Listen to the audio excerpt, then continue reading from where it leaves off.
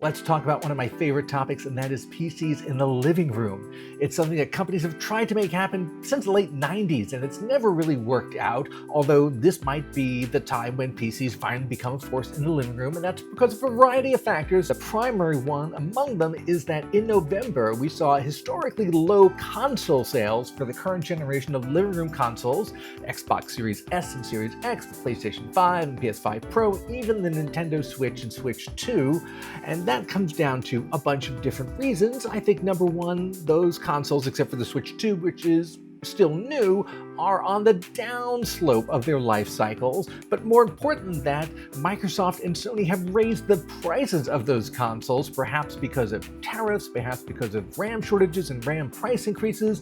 In any event, those consoles are getting more expensive, and people have realized that you can get games from a variety of different sources for your PC, so there's a lot of price competition. There's also access to a lot more indie games. You're not playing within the walled gardens of the consoles, and that has made PC gaming much more appealing to people. One of the first jobs I had at CNET when I first started there in around 2005 was actually testing and reviewing HTPCs, or home theater PCs. And these were computers that were specifically designed to go in your living room. And they ran Windows Media Center, which was a software package within Windows that was supposed to be really good for that 10-foot interface. And conquering that problem of how you make a computer interface that works with a remote control or some sort of other, couch-based control has always been a huge problem. Nobody's ever really overcome that. The Steam Big Picture View is one example of a company trying to do that. There were also all kinds of hybrid PCs like Web TV, which was a set-top box that did web surfing from your TV. There were things like the Gateway Destination, that was a Gateway branded machine that was meant as a living room PC.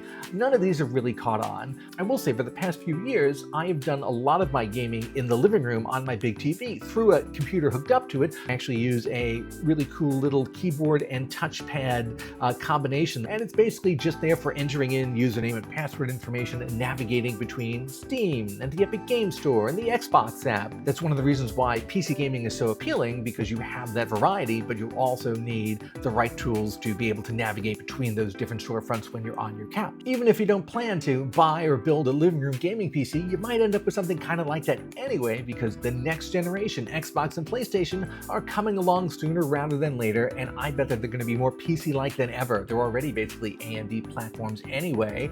And of course, you've also got Valve's Steam Machine. That's an AMD-powered PC, and it's going to run SteamOS, so it's basically a PC anyway. We're going to come back in 2026. We're going to see what the living room gaming situation looks like, but I bet it's going to look a lot more PC-centric than it did a few years ago.